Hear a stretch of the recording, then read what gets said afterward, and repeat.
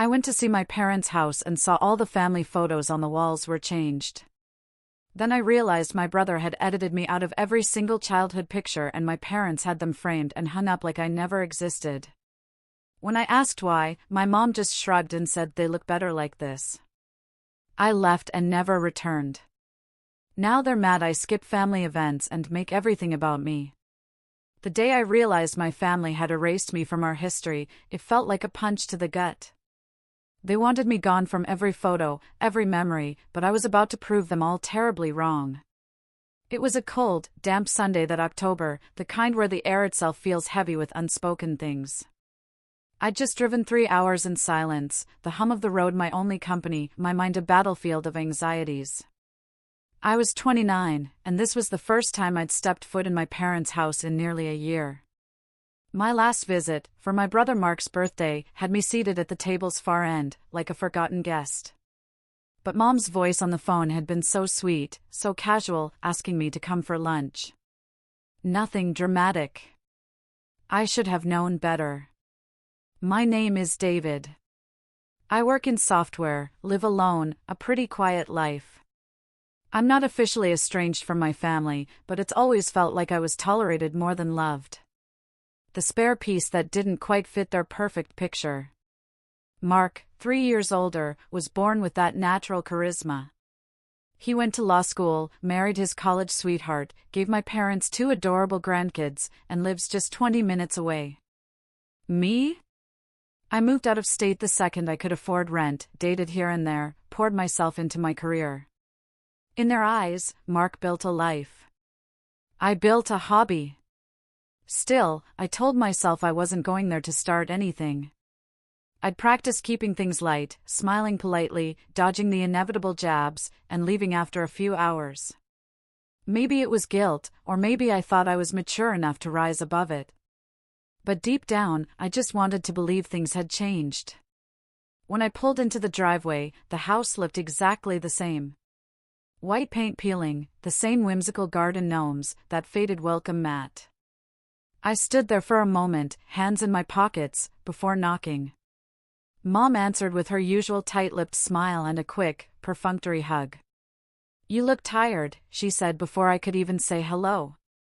"Are you eating enough?" Classic.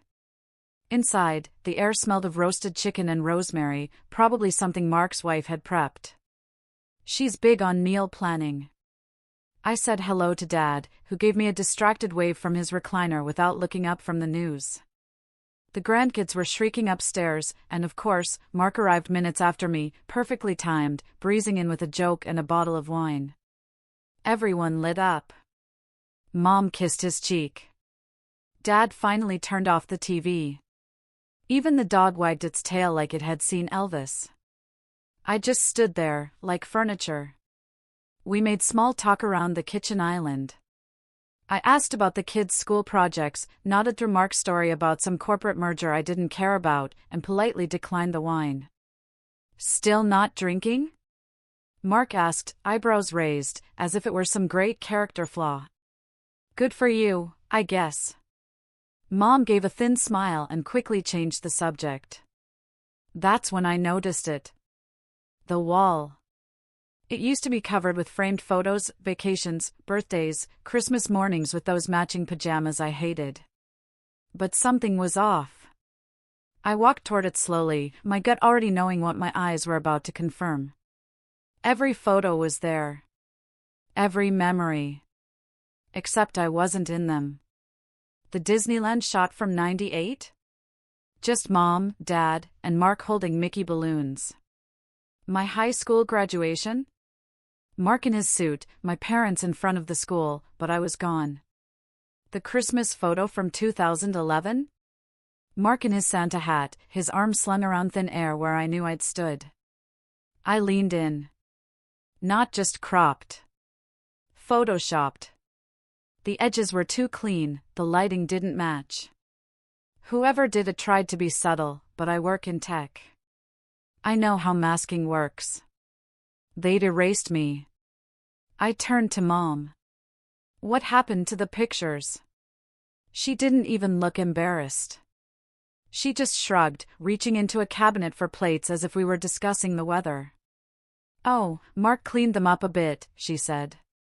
"Made them nicer." I blinked. "Nicer? I'm not in any of them." She paused, as if just realizing. "Well, they looked better this way," she said simply, then walked out to set the table. I stood there for a long time. I don't remember sitting down for lunch, or what I ate. I remember Mark talking loudly, Dad laughing, the grandkids screaming, and me sitting there like a ghost in a room where I used to exist. Not a single person mentioned it again. No apology, no explanation, like I was supposed to pretend it didn't matter that I'd been erased from my own family history. I left before dessert. Mom tried to pack me leftovers, mildly offended when I refused. "Don't be so dramatic," she muttered. "You always make everything about you." I didn't say goodbye. I didn't hug anyone. I got in my car and drove straight home, the radio blasting just so I didn't have to hear my own thoughts echoing back at me. They've called a few times since then. Texted too, mostly about upcoming birthdays or holiday plans. When I don't respond, I get the guilt trips, "We're all worried about you. You're being selfish. Why are you punishing us?" But they weren't worried. They were just confused why their doormats stopped lying down. I haven't told anyone the full story. Not yet. Not even my closest friends.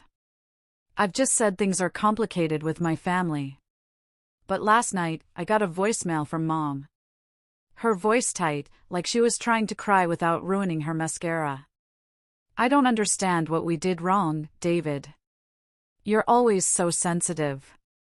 Are you really not coming to Thanksgiving? You're tearing this family apart." I listened to it 3 times. Then I opened my laptop, because if they wanted to pretend I never existed, maybe it was time I started pretending they didn't either. But not before I did something they'd never forget. I didn't respond to Mom's voicemail. I didn't delete it either. I just let it sit there in my inbox like a loaded gun on a table, untouched but impossible to ignore. For a while, I thought maybe I'd forget. Maybe the sting of that visit would fade, and I'd just go back to pretending like I always had. But the thing about being erased, literally erased, is that it doesn't fade. It festers. Every time I opened a photo app or scrolled past an old memory, I'd think about that wall, that gallery of my own life rewritten without me, like I had been an inconvenience, a smudge. A few weeks passed. I buried myself in work, debugging code, long nights with takeout. I didn't answer texts. I stopped checking the family group chat, I was mostly in and out of habit anyway. It wasn't like they ever messaged me directly. Everything was either about Mark's kids or some plan I was never invited to until the last second, as if I was an afterthought, a courtesy, a checkbox. Then came Thanksgiving. The text started the Monday before. "Mom, we're doing dinner at 3 this year. Mark's in-laws are coming later. Hope you can make it. Mark, don't be weird, David. Just show up. Mom, again, it would mean a lot to your father." Dad sent a thumbs up, no apology, no mention of what happened, just a casual expectation that I'd fall back into place like nothing had changed, like they hadn't framed an alternate version of my entire childhood on their living room wall. I left them all on read. Thanksgiving morning, I got one more message from Mom. It was a photo. The table was already set, crystal glasses, gold-trimmed china, centerpieces straight out of a Pottery Barn catalog. And there, right in the middle, were personalized name cards, elegant cursive. One for Mark, one for his wife, one for each of their kids, one for my parents, even one for Mark's dog, who apparently was considered family enough to earn a seat at the table. No card for me. I laughed. Not because it was funny, but because it was so absurd, I didn't know what else to do. That was the moment I realized I wasn't just excluded. I was being edited out in real time. Like they were actively crafting a version of this family where I had never existed. I stayed home that day, made spaghetti, and watched old sitcom reruns. Around 5:30 p.m., I got a call from Mom. I let it go to voicemail. She sounded annoyed this time, not emotional. "We waited for you, David. Mark told me not to, but I said we should. Why are you doing this? Why are you punishing us for trying to keep things peaceful?" That word again, punishing. As if I was the one making things difficult, as if they hadn't rewritten my life out of existence and expected me to smile about it over mashed potatoes. That night, I went digging.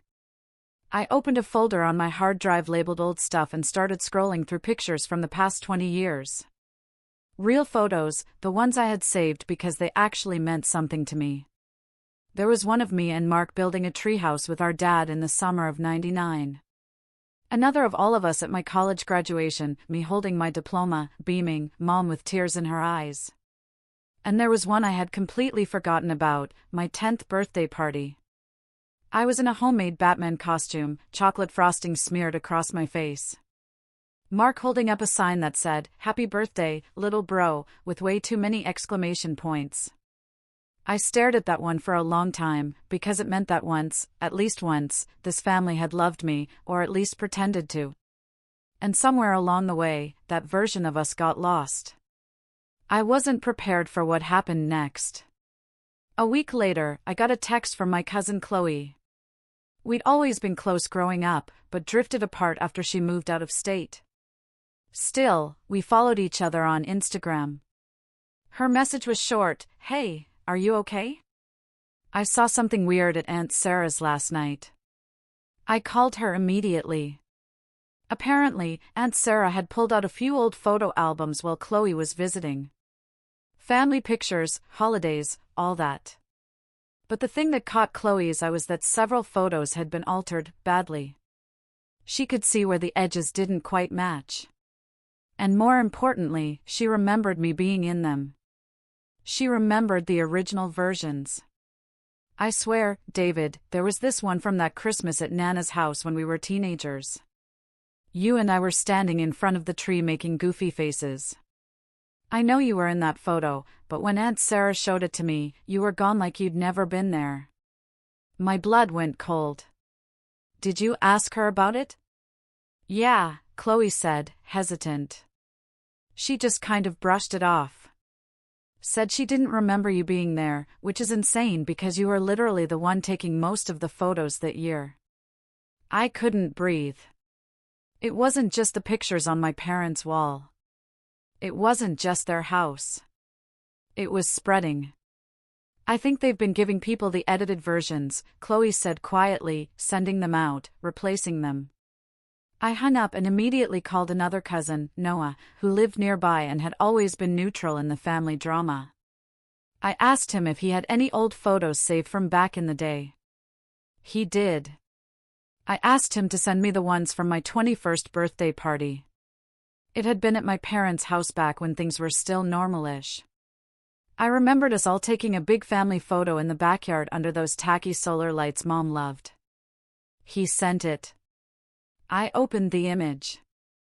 I wasn't in it. Not just cropped, not just blocked by someone else. I had been removed cleanly, seamlessly, like I'd never been there. I wanted to throw my laptop across the room. What kind of person does this? What kind of family? It wasn't until 2 nights later, after a long and restless scroll through every tagged Facebook photo from the last decade, that I realized how deep it went. Mom had been quietly untagging me from group pictures. My brother Mark had posted a Throwback Thursday collage from our childhood. Every single photo was one I remembered, but in every one, I had been replaced or removed. It wasn't just erasure, it was replacement. Mark's kids had been photoshopped into pictures from years before they were even born. A photo of a camping trip from 2007 now showed one of his daughters holding a sparkler, despite the fact that she hadn't even existed back then. In one image, my arm was still visible around someone's shoulders, but the face was blurred, replaced with a mismatched, pixelated version of Mark's youngest. I started to feel nauseous. This wasn't just my family being cold. This was calculated, intentional. They weren't just pretending I didn't matter. They were actively rewriting history to pretend I never existed. The final straw came 3 days later. I got a wedding invitation in the mail. Cream cardstock, elegant calligraphy. It was from Mark and his wife. They were renewing their vows for their 10-year anniversary. Of course, what caught my eye wasn't the invite itself. It was the photo they used, a full-color print of Mark and his wife on their wedding day, standing under an arch of white roses. Only that wasn't the original photo, because I had been Mark's best man. I had stood next to him that day, hand on his shoulder, smiling like an idiot. And in this photo, the man standing next to him was their oldest son, who had been 2 years old at the time. They'd photoshopped me out again, this time replacing me with someone who literally wasn't even old enough to walk down the aisle. I stood in my kitchen holding that invitation like it was a bomb. And maybe it was, because in that moment something in me snapped. The part of me that had tried to keep the peace, that had swallowed every slight, that had told myself, maybe they didn't mean it that way, or it's not worth the fight. That part of me died. They wanted me gone. They wanted to pretend I never existed. Fine. But I wasn't going quietly. I started planning something that night. Something they wouldn't see coming. Something they couldn't Photoshop their way out of. And when I was done, they were going to wish they'd just left the pictures alone. I didn't sleep the night I got that wedding invite.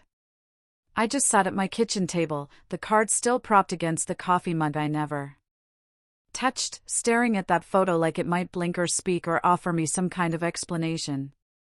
I wasn't just erased from the picture. I was replaced, literally overwritten by a kid who hadn't even been in preschool when the photo was taken. It felt like the final nail in a coffin I hadn't realized they'd been building for years. I'd spent most of my adult life excusing my family's behavior, downplaying it, telling myself I was just sensitive, or maybe not trying hard enough to connect, or maybe too different to really fit in. Mark was the golden child. That was fine. Some families are like that. I could live with not being the favorite. I had built a life, had my own apartment, a steady job, friends who checked in on me. But seeing my image literally rewritten in family memories, that wasn't favoritism. That was something darker. That was exile. And for the first time, I let myself sit in the pain of that truth. Not brush it off, not laugh it away. I let it hurt, because it did hurt. The next few weeks were a blur. I barely got out of bed. I'd wake up late, work from home in sweatpants, barely touch food. My sleep was broken and shallow. And when I wasn't working, I was scrolling through old photos like I was trying to prove to myself I'd actually existed. I felt hollow, like a character in someone else's story who had just realized he was being written out of the plot. People noticed. My coworkers asked if I was okay. I told them I was just tired. My closest friend, Liam, came over one Friday night and found me half asleep on the couch, surrounded by printouts of old photos like a deranged detective trying to solve his own disappearance. "What's going on, man?" he asked, nudging a stack of photos with his foot. "Did someone die?" "Yeah," I muttered, my voice thin. "Me?" Liam raised an eyebrow, but didn't laugh. He sat down across from me and listened. Really listened. I told him everything, the photoshopped childhood, the photos on the wall, the family events where I was never invited or tagged or named. I told him about the wedding invitation, the replacement, the way no one ever apologized or acknowledged it, how they always made it my fault for pulling away. When I finished, Liam was quiet for a long time. "Dude," he finally said. "That's not just messed up, that's pathological. Like, that's cult-level gaslighting." I let out a dry laugh. I thought I was being dramatic. "You're not. That's some Twilight Zone stuff." He looked around the room at all the photos I had printed and laid out like a memorial service. "So, what are you going to do?" I didn't answer right away because I didn't know. Revenge? Disown them? Call them out publicly? Quietly? I was still too tangled in the grief to think straight. But I knew one thing for certain: I wasn't going to let them define me anymore. That night after Liam left, I opened a blank document on my laptop and started typing. Not a letter to them, not a plan for revenge, just my story from the beginning. I wrote about what it was like growing up invisible. About the little slights that I used to tell myself didn't matter. About the birthday they forgot, the graduation dinner they skipped, the times they joked about me being the weird one. I wrote about the photos, the edits, the silence. And I kept writing every night until my fingers ached and my mind emptied. It was the first thing that made me feel like me again, like I was taking my identity back sentence by sentence. In the following weeks, I started reclaiming other parts of my life, too. I cleaned my apartment top to bottom. I got a haircut, bought a new desk, rearranged the furniture. I deleted the family group chat from my phone, blocked Mom and Mark on social media. Not out of spite, out of necessity. I needed space to breathe. I also started therapy. It had been a long time coming. I'd always made excuses: too expensive, too time-consuming, not for me. But the truth was, I was scared to sit with the things I'd buried. Scared to hear that maybe I had done something to deserve the way I was treated. But my therapist, a quiet, observant woman named Dr. Ramirez, didn't let me go there. "You don't need to earn basic dignity," she said in one of our first sessions. "You don't have to perform to be worthy of love." That sentence cracked something in me. Over the next few months, I learned how to speak about my pain without minimizing it.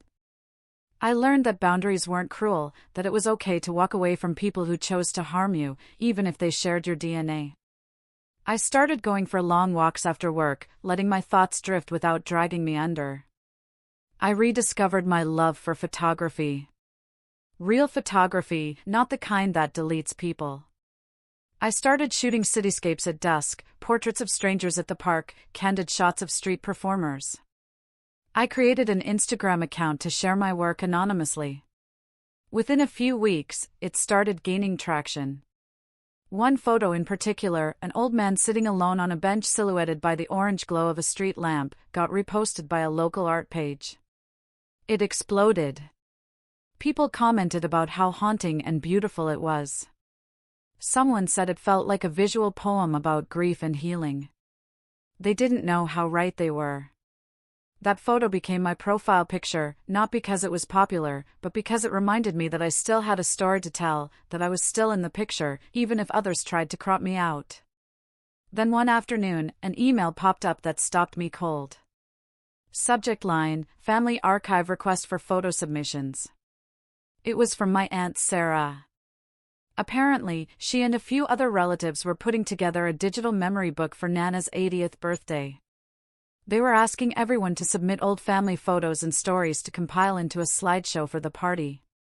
I stared at the screen for a long time. My first instinct was to ignore it, to delete it, and keep moving forward with my new quiet life. But then I thought about the photos they'd already collected, the ones Mark and my parents had probably submitted. I thought about how this archive might become the record, the version of our family history that would live on. And I couldn't shake the feeling that if I didn't do something, they'd win. So, I started going through my hard drive again. But this time, I wasn't just collecting evidence. I was curating my version of the story. I pulled together photos they couldn't have deleted, ones I had taken on my own camera or where I was the only person in the shot. I included goofy selfies with my cousins, behind-the-scenes photos from family trips, pictures of me and Nana baking cookies in her old kitchen, flowers smudged on our faces, photos that proved I'd been there, that I'd mattered. I even included one photo from Mark's wedding, the original version, where I was standing right next to him, beaming in my ill-fitting suit holding the ring box. I labeled it Best Man 2013. And I wrote captions for all of them. Not snarky, not petty, just truthful. This was the summer we all went camping. Mark and I fought over who would pitch the tent faster. I won. This was my college graduation. Mom said she was proud of me that day. This was my 10th birthday. Batman party. Nana made the cake. I ate 3 slices and got sick. Worth it. I uploaded all of them to the share drive. 3 days later, I got a message from Aunt Sarah. Thank you for sending these, David. Some of them brought me to tears. I'd forgotten how much you were part of everything. Another message followed. Chloe saw your photos. Thank you. I knew I wasn't crazy. The slideshow went live a week later. I wasn't at the party. I hadn't been invited, but Chloe sent me a video of the slideshow playing on a screen in Nana's living room. I watched as image after image filled the screen, photos of me laughing, building, celebrating, growing. The music was soft, the mood nostalgic. And then came the wedding photo, the original. I watched as Mark's face visibly stiffened in the video. His jaw clenched. His wife leaned over and whispered something. Mom looked away. Good. They weren't the only ones with the power to shape a narrative. I never got a direct message from Mark or my parents. No apology, no explanation. But I didn't need one anymore, because something had shifted. They wanted me gone, but I had reclaimed my place. Not by begging to be included, but by proving I'd always been there. Still, this wasn't the end. Because while they were busy pretending I was invisible, I was quietly planning something they would never be able to ignore. I waited, not for an apology. By now, I knew that wasn't coming. What I waited for was clarity. Not emotional, but strategic. Revenge wasn't about explosions or yelling matches or big dramatic gestures. It was about timing, precision, letting the truth slip into a space so public, so undeniable that even the most manipulative people couldn't distort it anymore. And after reclaiming my own identity piece by piece, through my art, through therapy, through reconnecting with relatives who did remember me, I finally had the clarity I needed. I started with research. I began compiling timelines. I made a spreadsheet, not out of obsession, but necessity. Every family event I remembered being at. Every photo that proved it. Every altered version I had evidence of. I cataloged them all. The original photo from my 10th birthday party with me in it, and the one Mark had posted last year where I'd been replaced by one of his kids. My college graduation, which my parents said they barely remembered attending, despite the video I had of my dad giving a toast. The family vacation in 2006 where my brother now claimed I didn't come because I was off sulking somewhere, except there I was in my cousin's scrapbook, helping build the bonfire. And most importantly, I kept track of who had shared or reshared the edited versions. Aunt Sarah, Uncle Rick, my mother, Mark. All of them had either reposted altered images or participated in this narrative rewrite. But I also tracked the ones who hadn't. My cousin Chloe, for one, she'd become an unexpected lifeline, texting me regularly with updates, screenshots, things she overheard. She had screenshots of the family group chat where Mom would talk about me in the third person like I wasn't even in the room. It's best we don't invite David this year. He always makes things uncomfortable. Mark's worried about the energy David brings. We're trying to keep things light. Let's not include him in the memory book photos, okay? We want to be positive. Positive. That word again. It burned. Chloe also found something else. Apparently, Mark had started telling people I distanced myself from the family after a nervous breakdown. Not because of their treatment, not because I was being actively erased from every corner of our shared history, but because I was emotionally unstable. That was the push I needed. So, I reached out to the last person I ever thought I'd call again, Nana. She was 80 now, sharp as ever, but quiet. She'd always been diplomatic in family matters, the type to mediate instead of take sides. But she was also sentimental.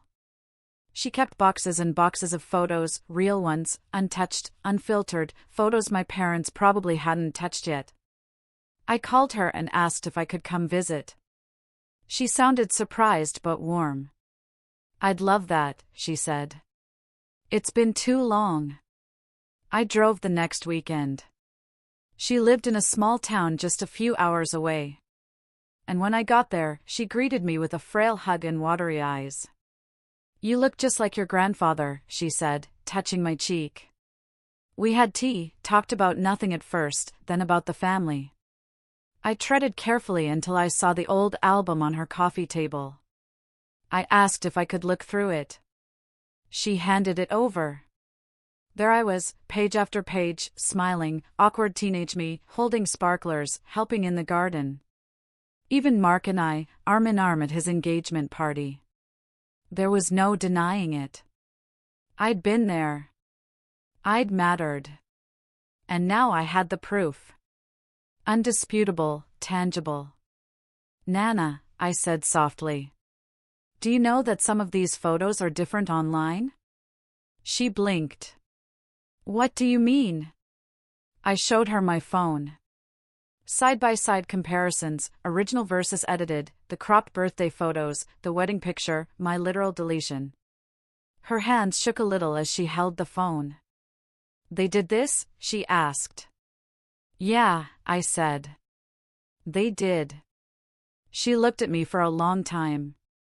Then she said something I didn't expect. You should tell people. I paused. You think so? I know so, she said. It's time someone did. So, I began. First, I secured digital copies of Nana's photos.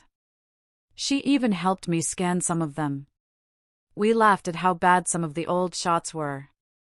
Her printer jammed 3 times, and we ended up eating frozen pizza on TV trays like it was 2002 again. For a moment, it felt like family was a real thing again. Not a lie, not a performance. Once I had everything, I sat down to build what I came to call the archive. Not for the public. Not yet. For now, it was a personal project. A Dropbox folder with clear labels, originals, edited versions collected, side-by-sides, video evidence, voice memos from Nana, Chloe. I even made a timeline document. It was clinical, almost cold, exact dates, image names, who shared what, where, and when. No commentary, just facts. The pattern was clear. Over the last 6 years, I had been systematically scrubbed from the family history by Mark, my parents, and whether knowingly or not, a few others. With this archive built, I now needed the moment, the spark, the perfect time to expose it. Not just for vindication, but for impact. I didn't want to scream it into the void. I wanted the truth to hit the exact people who'd spent years pretending I was nothing. And that's when fate handed me a golden opportunity. Chloe texted me a screenshot. Mark and his wife were planning a family legacy video, a slick, edited, documentary-style project to celebrate my parents' 40th anniversary.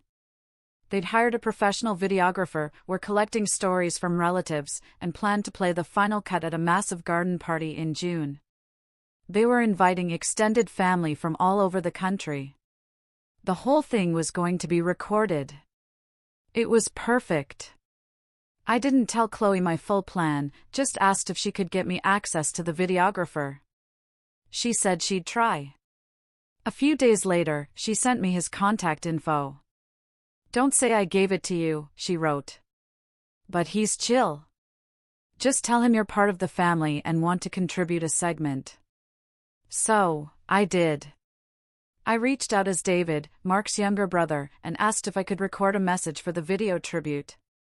I said I wanted to celebrate our parents in my own way. The guy was polite. Sure, man. Just shoot something horizontal and email it to me. I'll slot it in. I recorded 2 versions.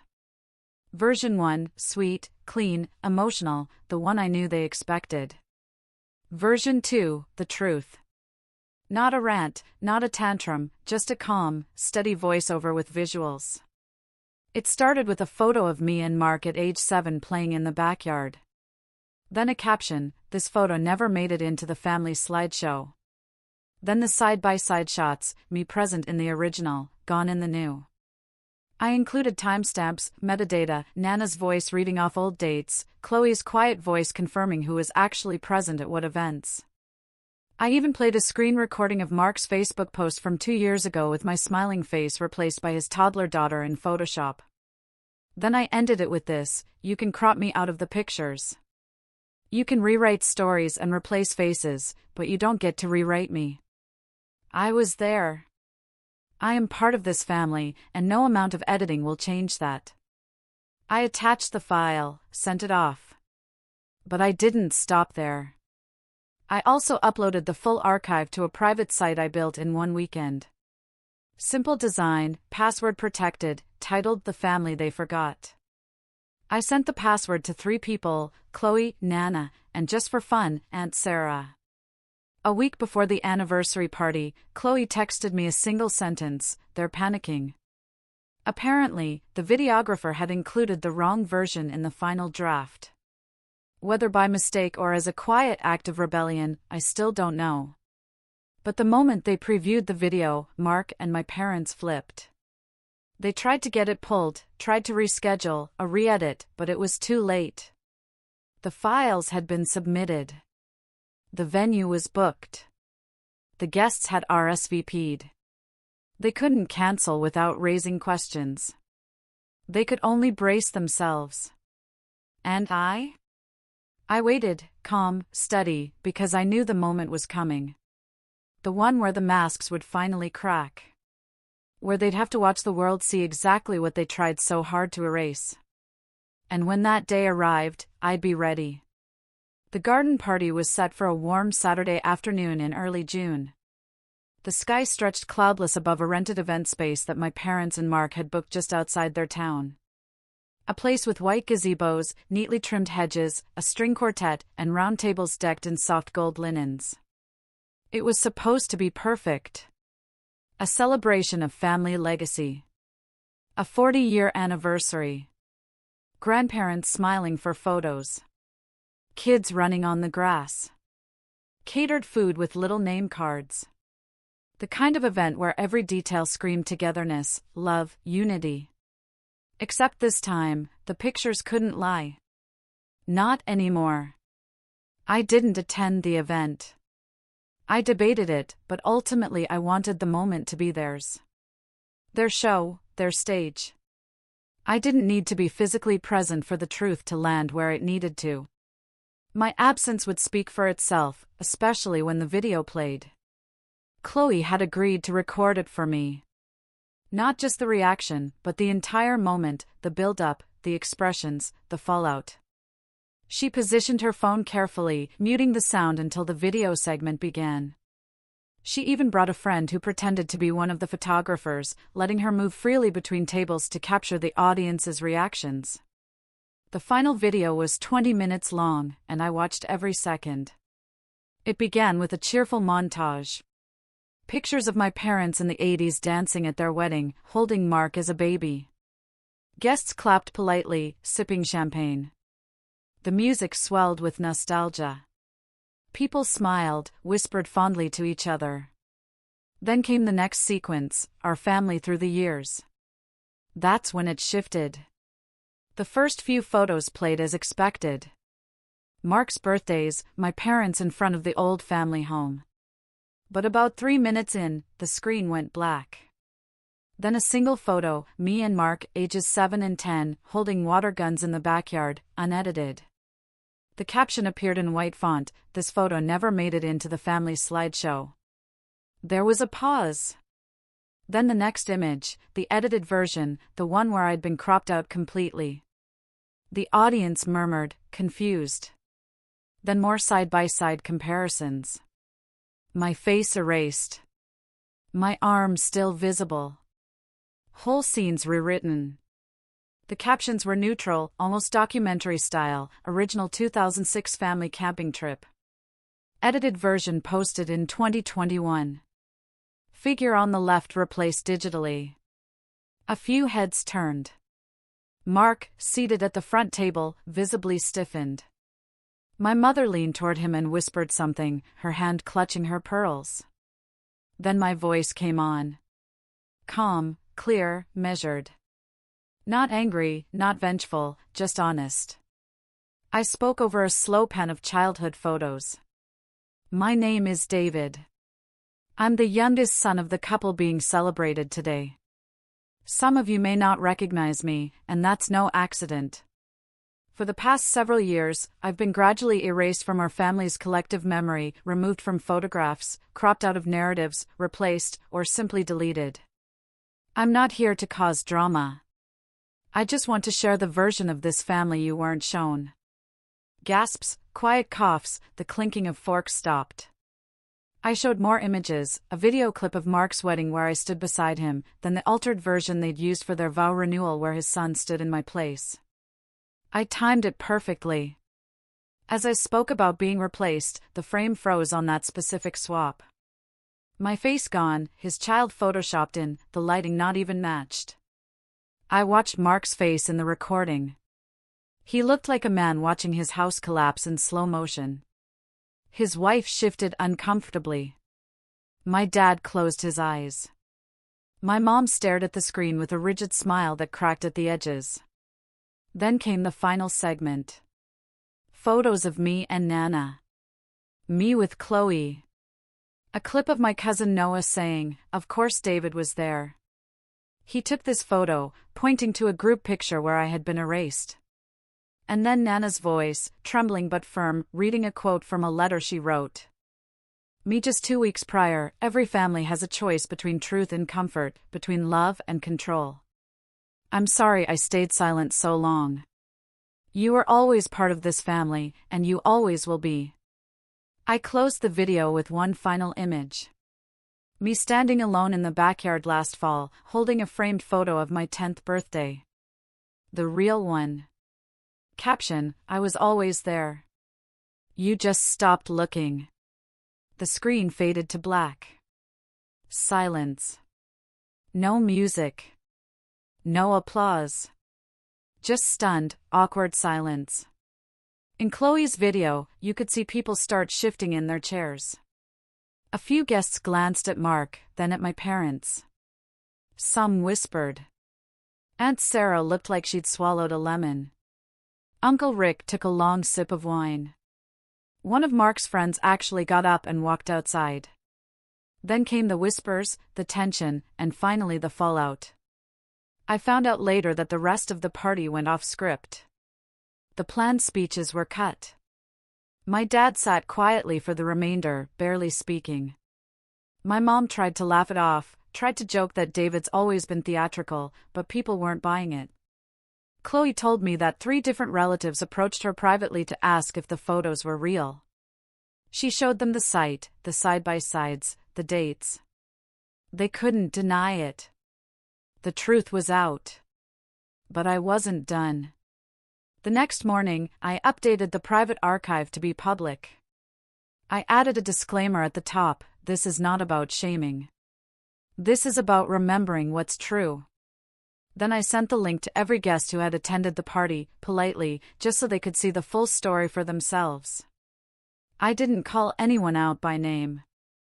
I didn't need to. Within 48 hours, Mark deactivated his Facebook. 3 days later, I got a text from an unfamiliar number, David, you win. Hope you're happy. I didn't respond, because it wasn't about winning. It was about being seen. Chloe told me that my parents were taking a break from social events. Apparently, a few longtime family friends pulled away. Quietly. My mom stopped posting family photos altogether. My dad hasn't spoken to Nana since the party. She's fine with that, Nana said to me on a call. I think I finally stood for something. Feels good, actually. As for me, I moved cities, got a new job in a bigger firm, one that respects balance and leaves room for passion projects. My photography took off, too. After the story of my edited childhood went mildly viral on a local blog, people started asking about my work. I even booked a small solo gallery show. The theme, the ones who stayed in frame. I'm still in touch with Chloe and Nana. Occasionally, a cousin reaches out and thanks me for saying what they were too afraid to. But mostly I'm just living, breathing easier, and I've started taking family photos again. Only this time, I'm the one holding the camera. And the final shot, it's always honest. What would you have done if your own family tried to erase you from their history?